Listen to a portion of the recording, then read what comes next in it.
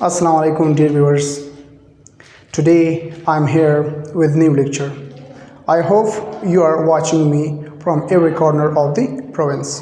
Today I have presented a new lecture before you people. This lecture is about third conditional sentence. As you know that we have discussed about conditional clause type 1, conditional clause type 2, and today I am here with conditional clause type 3. First of all, I would like to define conditional clause type 3. What conditional clause type 3 is and why we use conditional clause type 3 and what is the function of conditional clause type 3. Let's go with me. First of all, look at its definition. Conditional clause type 3 is used to tell us about imaginary or unreal situation. It means that the situation may be an action, it might be about a property, it might be a question, and it might be a condition. So I am going to tell you in this lecture we are going to understand conditional clause type 3. Conditional clause type 3 is used to tell us about imaginary cases and unreal cases. In the past, that cannot be retrieved or that cannot be changed. It means that conditional clause type 3 is used for those actions in the past that cannot be retrieved in present. But currently we are talking about conditional clause type 3. It is present, but it has been already past. Okay? यानी ये जो अभी हम third conditional class के बारे में बात कर रहे हैं ऑलरेडी पास्ट हो चुका है, ऑलरेडी हो चुका है. अब यहाँ पर मौजूदा ज़माने में हम सिर्फ इसके बारे में क्या करें, डिस्कशन करें, इस पर बातचीत कर रहे हैं. अब देखिए, पहले मैंने एग्जांपल उठाया है एक्शन की. हम एक्शन की कैसे बात करते हैं, कंडीशन की कैसे बात करते हैं, क्वेश्चन की कैसे बात करते हैं और प्रॉपर्टी की कैसे बात करते हैं. पहले हमारे पास इसकी फार्मूला हम ये समझेंगे कि भाई कंडीशनल क्लास टाइप 3 में हम कौन सी टेंस इस्तेमाल करते हैं. जैसे मैंने बता दिया कि भाई ये ऑलरेडी पास्ट में है, हम पास्ट की बातें करते हैं, तो यहाँ पर टेंस भी कौन सा आ जाएगा, पास्ट परफेक्ट टेंस. ये तो आप लोग जानते हैं, ये तो जान पहचान वाला चीज़ है. ये तो हमारे पास सब ऑर्डिनेटिंग कंजंक्शन है और यहाँ पर हम पास्ट परफेक्ट टेंस इस्तेमाल करते हैं. और ये भी आप लोग जानते हैं कि भाई पास्ट परफेक्ट टेंस में हम कौन सी फॉर्म पर भी इस्तेमाल करते हैं, हम थर्ड फॉर्म पर भी इस्तेमाल करते हैं. दूसरा हमारे पास जो क्लास है, रिजल्ट क्लास है, या हमारे पास मेन क्लास है. मेन क्लास में हम क्या इस्तेमाल करते थे क्या इस्तेमाल करते हैं हम यहाँ पर would have plus third form पर भी इस्तेमाल करते हैं, क्योंकि सेकंड कंडीशनल क्लास में हम यहाँ पर पास्ट इंडिपेंडेंट टेंस प्लस यहाँ पर वुड प्लस फर्स्ट फॉर्म पर भी इस्तेमाल करते हैं. अब यहाँ पर हम क्या इस्तेमाल करते हैं, would have plus third form पर, क्योंकि ये ऑलरेडी पास्ट में है. अगर कोई टेंस पास्ट में आ जाता है तो इसके साथ वर्ब क्या लगेगा, थर्ड फॉर्म लगेगा. Let's go to its examples. अब पहला एग्जाम्पल मैंने उठाया है एक्शन की. एक्शन क्या है, if she had worked hard she would have past exam. अगर वो सख्त मेहनत करती तो वो एग्ज़ाम पास करती. अब चूंकि पास्ट में है, क्योंकि ऑलरेडी मतलब जो बंदा है उससे ऑलरेडी ये काम गुजर चुका है कि भाई अगर वो मेहनत करता तो एग्ज़ाम पास करता. अब चूंकि उसने न मेहनत किया है अब न उसने एग्ज़ाम पास किया है, पहला. अब यहाँ पर देखें, मैंने यहाँ पर क्या इस्तेमाल किया है, मैंने यहाँ पर हेड इस्तेमाल किया है. हेड हमारे पास पास्ट परफेक्ट टेंस की हेल्पिंग वर्ब है. इसके साथ मैंने क्या इस्तेमाल किया है, वर्ब इस्तेमाल किया है, जो कि थर्ड फॉर्म ऑफ वर्ब है. सही है, बात समझ में आ गई. दूसरा क्लास क्या है, she would have passed exam. Would have आ गया, इसके साथ हमने कौन सी चीज़ लगाया, इसके साथ हमने थर्ड फॉर्म वर्ब लगाया. इसके बाद इसका ऑब्जेक्ट है. दूसरा एग्जाम्पल है, if they had invited her. If they had invited her. अब देखिए फिर से हैड यानी पास्ट परफेक्ट टेंस की हेल्पिंग वर्ब, इन्वाइटेड प्लस यानी थर्ड फॉर्म वर्ब आ गया. इसके बाद क्या है, she would have come to the party. Come का थर्ड फॉर्म क्या है, कम, केम, कम. तो वर्ब क्या आ जाएगा, वही कम आ जाएगा. If they had invited her she would have come to the party. इसके बाद है दूसरा एग्जांपल, हमने एक्शन का हो गया. अब हम दूसरी तरफ आते हैं, कंडीशन यानी किसी चीज़ की हालत बयान करते हैं, उसकी स्टेटस बयान करते हैं. If she had been rich, अगर वो अमीर होता, he would have visited Asia.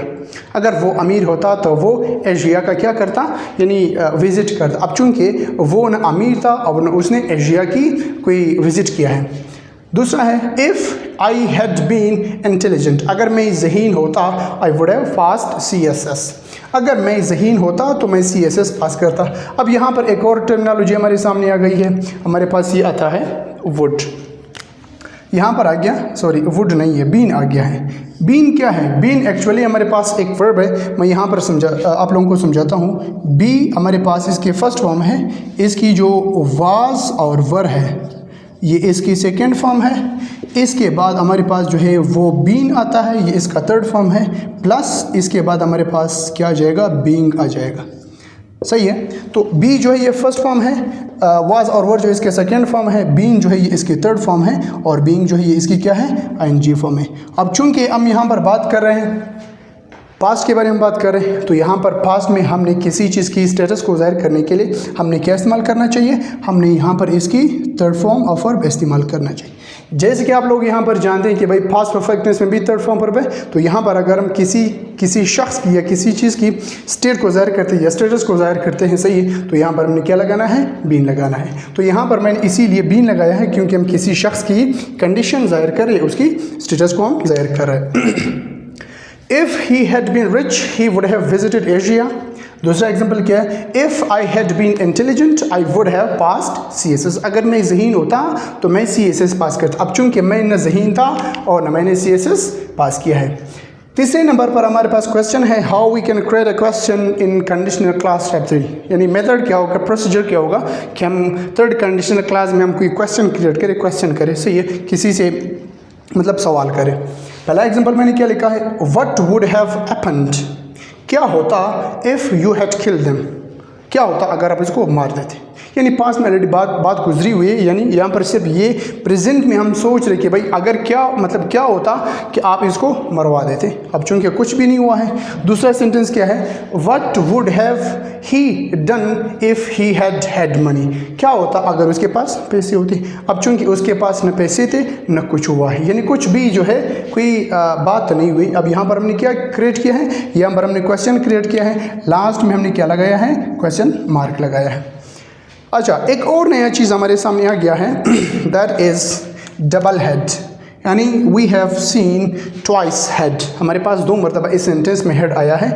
अब यहाँ पर ये जो दोनों हेड ये क्या काम करते हैं? इसकी फंक्शन यहाँ पर क्या होता है? एक हेड ये है और एक हेड ये है। मैंने बता दिया था कि भाई अगर हमारे पास हेड आता है ये पास्ट परफेक्ट टेंस का हेल्पिंग वर्ब भी हो सकता है, और अगर हमारे पास दूसरा हेड आता है ये हमारे पास पास्ट प्रॉपर्टी को जाहिर करने के लिए एक स्ट्रक्चर भी हो सकता है। पिछले लेक्चर में मैं आपको बता चुका हूँ कि भाई प्रेजेंट प्रॉपर्टी के लिए हम क्या इस्तेमाल करते हैं? हैज़ एंड हैव इस्तेमाल करते हैं। पास्ट प्रॉपर्टी के लिए हम क्या इस्तेमाल करते हैं? हेड इस्तेमाल करते हैं। और फ्यूचर प्रॉपर्टी के लिए हम क्या इस्तेमाल करते हैं? वेल हैव इस्तेमाल करते हैं। अब चूंकि हम पास्ट प्रॉपर्टी की बात कर रहे हैं तो यहाँ पर सेंटेंस जो है वो इंट्रोगेटिव है, तो इंट्रोगेटिव सेंटेंस में हम क्या इस्तेमाल करते हैं? हम हेड इस्तेमाल करते हैं, सही है। यानी पहला हेड जो है वो पास्ट परफेक्ट टेंस का हेल्पिंग वर्ब है, और दूसरा हेड जो है ये पास्ट प्रॉपर्टी के लिए हमने एक वर्ब इस्तेमाल किया, एक स्ट्रक्चर इस्तेमाल किया है, सही है। अब आते हैं हम प्रॉपर्टी के बारे में। हम प्रॉपर्टी की जिक्र कैसे कर सकते हैं? किसी के पोसेशन होता है, किसी की मलकियत होता है, या कोई चीज़ किसी के कब्जे में होता है, सही है, उसकी जिक्र हम कैसे कर सकते हैं, सही है। इफ़ शी हैड मनी, अगर उसके पास पैसे होते, she would have bought new car, तो वो नया गाड़ी खरीदी। अब चूंकि उनके पास पैसे भी नहीं थे और उसने गाड़ी भी नहीं खरीदी थी, क्योंकि पास्ट की बात है। अब यहाँ पर यानी बात गुजरी हुई है, हम सिर्फ प्रेजेंट में यानी मौजूदा ज़माने में हम सिर्फ इस पर बातचीत करते कि भाई अगर ऐसे होता तो इसका रिजल्ट क्या होता, सही है। तो यहाँ पर हम सिर्फ सोच रहे हैं, यानी ये रियल नहीं है। पहले मैंने बता दिया कि भाई ये इमेजिनरी है, सही है, इमेजिनरी है या अनरियल है, यानी कोई इसमें कोई हकीकत नहीं होता है। फॉर एग्जांपल एक चरवाहा आ जाता है, एक चरवाहा कहता है कि भाई अगर मेरे पास पैसे होता तो मैं ये गरीबों के दरमियान बांट देता। अब चूँकि ये जो है ये जो चरवाहा है, अब चूँकि इनके पास पैसे भी नहीं थे और इसने गरीबों के दरमियान ये बांटा भी नहीं है, सही, ये सिर्फ सोच रहा है, यानी ये सिर्फ एक इमेजिनेटिव वे है, सही है, imaginative way to create a situation.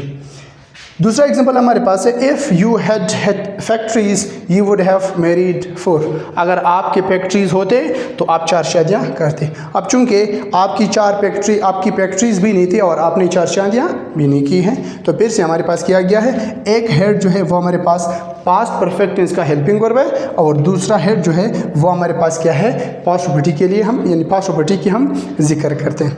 देखिए मैं हेड भी हमारे पास एक पॉसेसिव वर्ब है, मैं बताता हूँ कैसी है। एक हमारे पास जो है हैज़ हैव, ये जो है ये प्रेजेंट प्रॉपर्टी के लिए इस्तेमाल होता है।